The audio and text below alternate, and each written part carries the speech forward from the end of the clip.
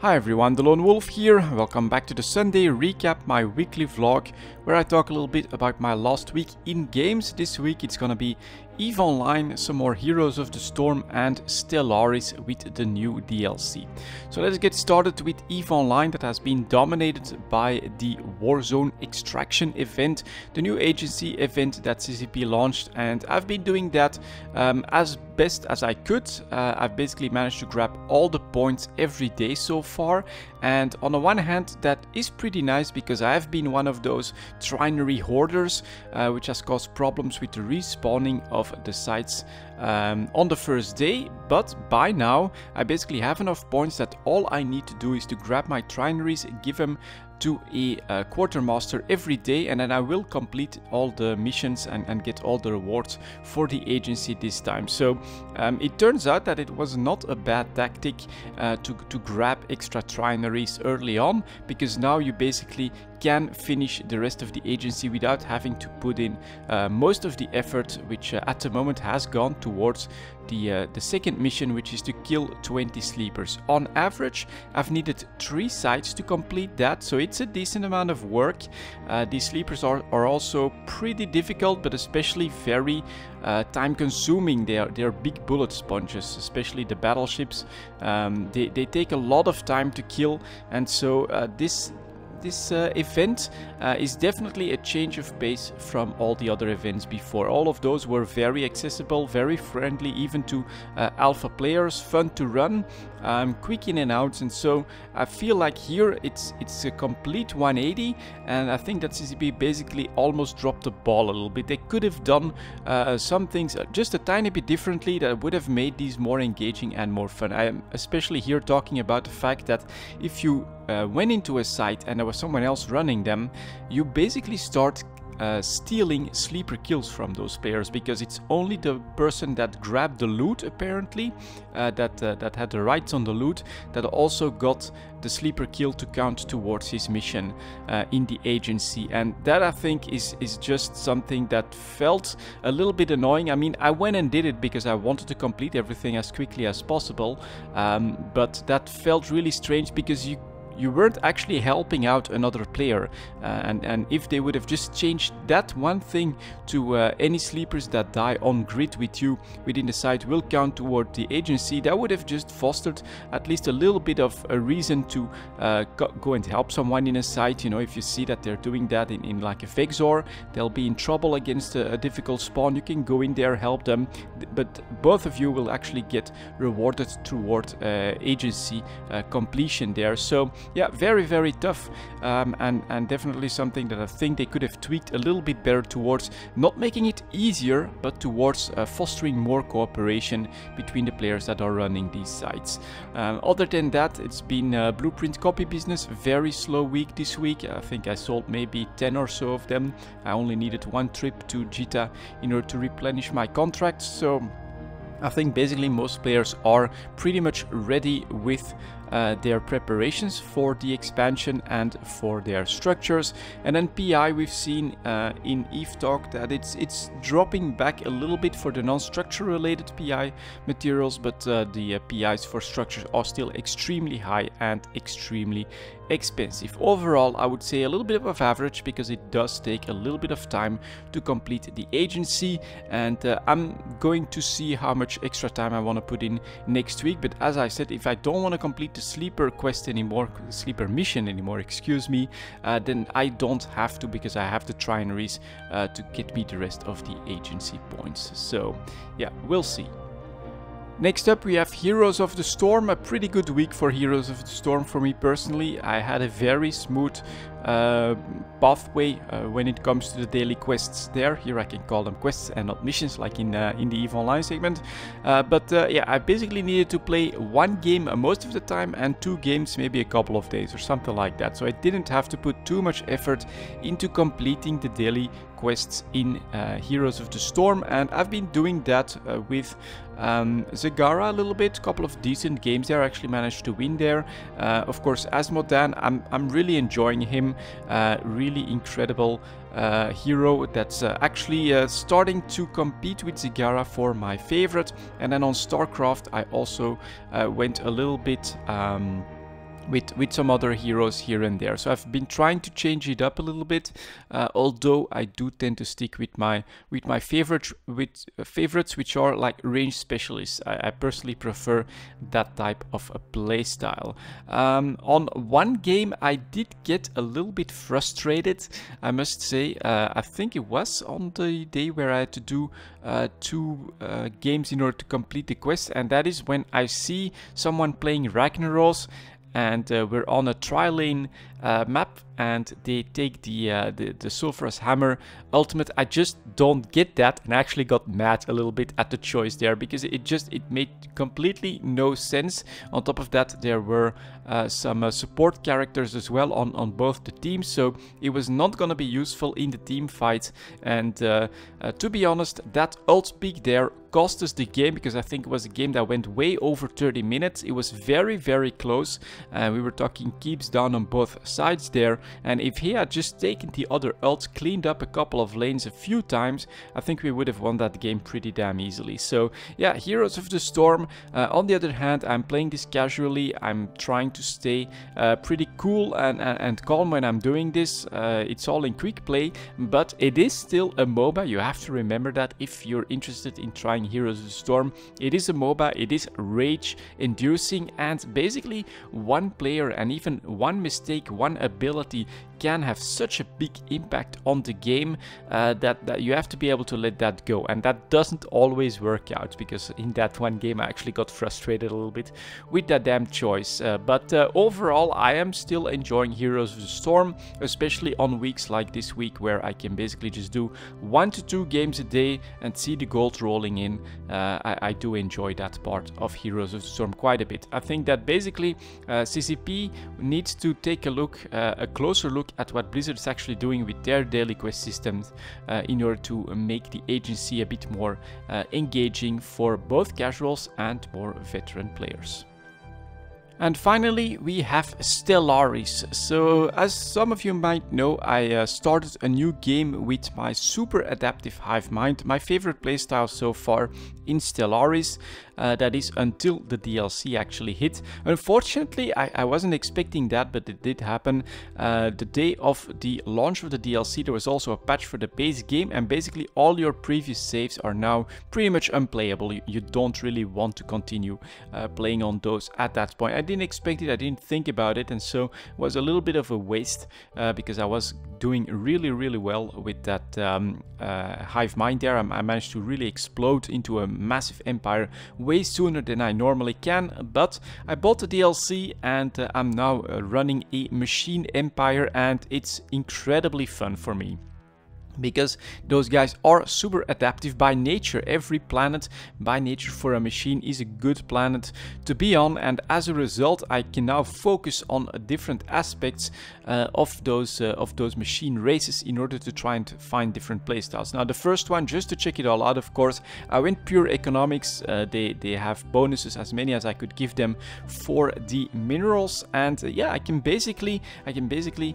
increase my playstyle, which I was experimenting with the super adaptive hive, which was my favorite playstyle at that point. I can basically dial that up to 11. I can do this in an even better and more efficient way. So far with the machines, they have a slower start because they don't have this natural growth of people, but the fact that they don't need the food tiles does mean that from the very beginning you can choose your focus, and as I've said, my focus has been completely economical on minerals. So I saw that I was growing and I was managing to build my pops, which cost minerals at a very nice pace. I could keep up with that and basically increase my resource base as optimally as I could. But a little bit later in the game I saw that it came at a cost, because I completely left the research behind, so I was way behind on research. But yeah, on the other hand, everything was optimal. Every planet immediately got its its what's the damn building called, one where you build ships, so that it's a shipyard, and while doing that, I also managed to keep up colony ships as much as possible with the amount of energy credits that those cost as sort of maintenance, so I could build up my colonies at the optimal pace, and I could keep up with increasing my populations, giving them more minerals to produce. And so as a result, it's a little bit slower, but like with no other race in my opinion so far, or no other combination so far, you are able to really choose your focus for that specific game, and I think that is really gonna be a strength. And in the end, I think for end game that the machines will turn out to be better, because you don't have the tiles with food, so you can focus purely on economics, and as a result I think you're basically gonna end up with more efficient planets than anyone else in the game. So yeah, I look forward to sharing that game with you guys as well. And Stellaris is absolutely incredible, and I think that here the value for the $10 DLC, adding these machine races, adding these completely different play styles that for me are extremely fun to play, is gonna be a pretty damn big hit. That's gonna be it for this week, guys. Thank you very much for watching, and as always, I'll see you next time.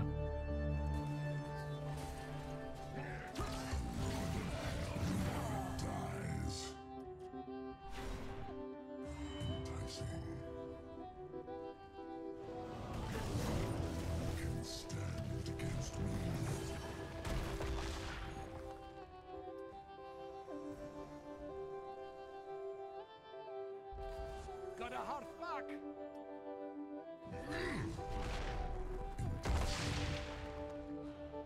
It ends in blood.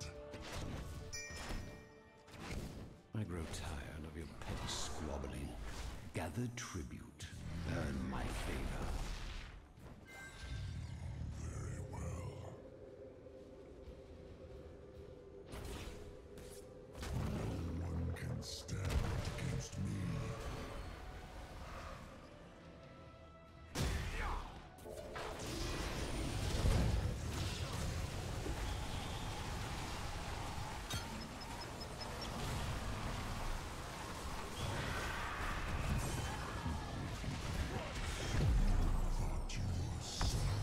Enemy slain. Oh dear.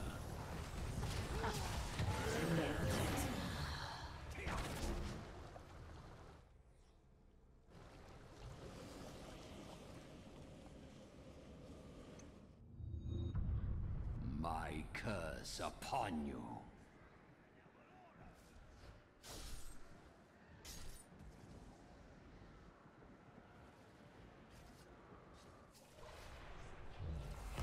Lord of Hell never dies.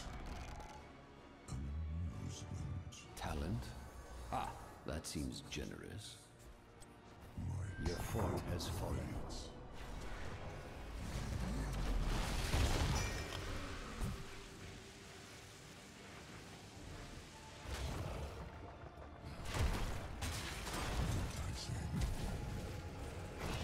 Your enemy has destroyed the fort.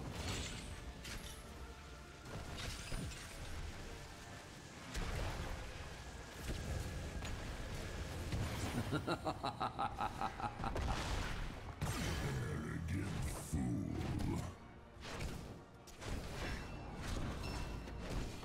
No one can stand against me. Let the curse end. Until someone wins my favor once more, that is.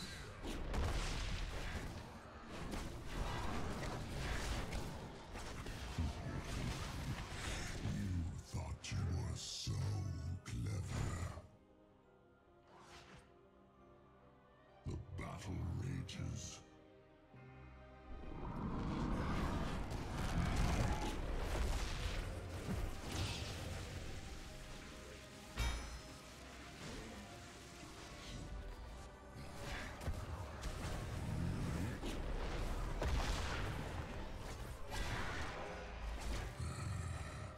These mercenaries should serve us. No one can stand against me. A good effort.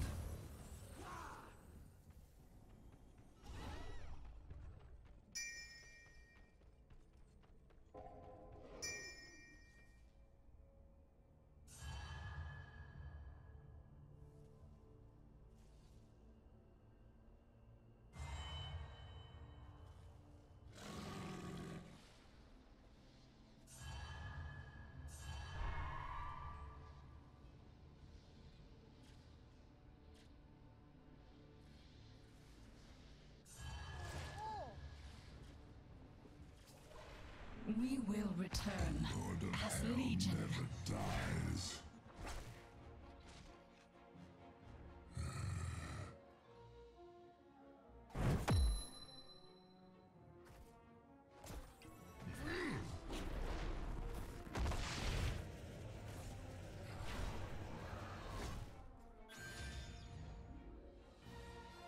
Just as I planned. Choose a talent. It seems you've lost a form. I grow tired of your petty squabbling. Gather tribute. Earn my favor.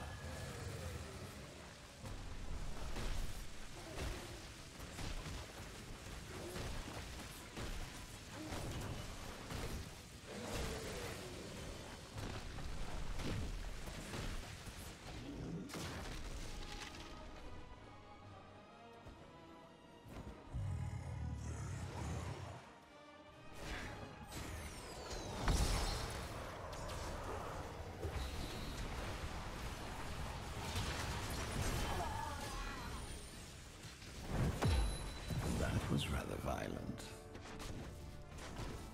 Oh yeah, we're starting to catch up! Just as I planned.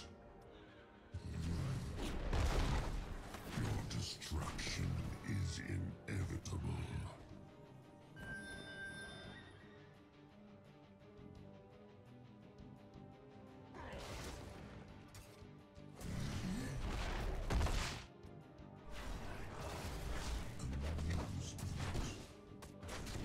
No one can stand against me.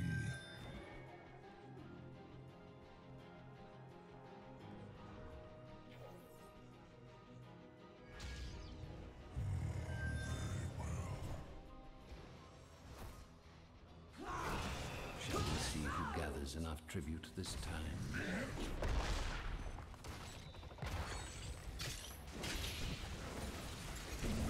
I say,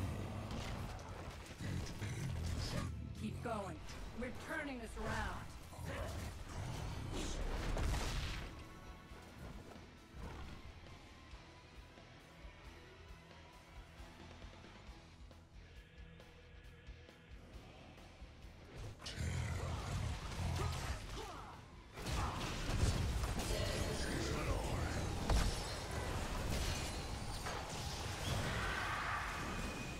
excellent.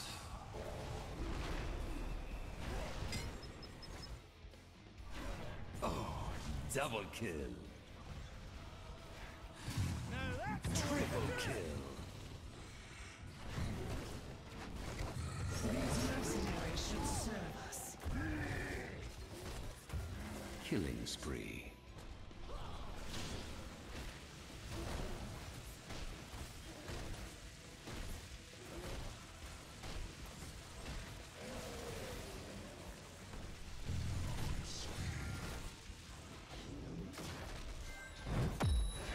These mercenaries should serve us.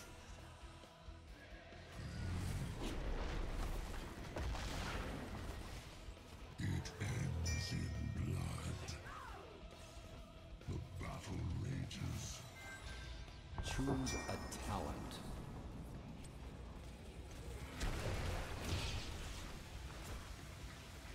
Gather tribute or face my curse. The choice is simple.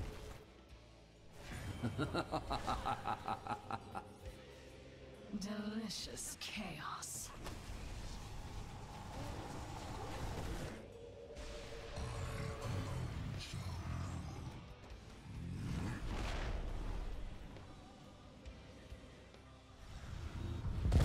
You have won my favor, heroes.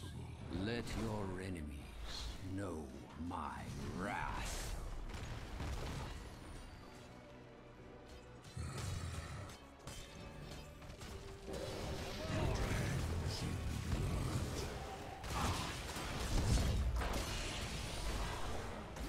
Fort demolished.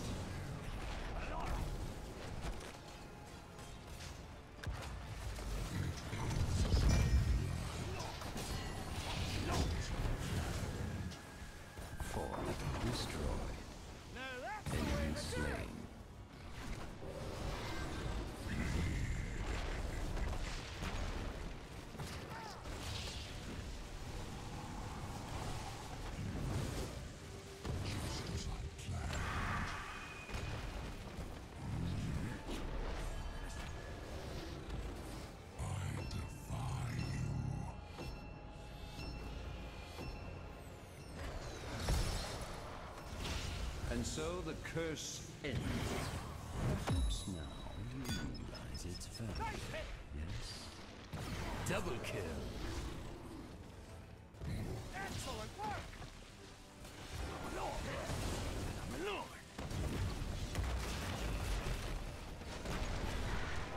That was rather violent. Double kill. Well done. Keep destroyed. Mayhem.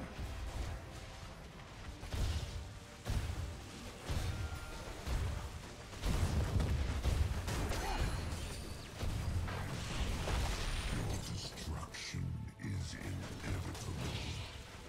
Just as I planned. Keep eliminating. A good kill. Most exhilarating. Is inevitable. Army calls.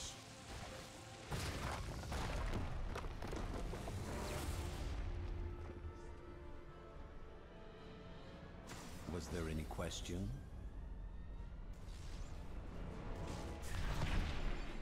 MVP.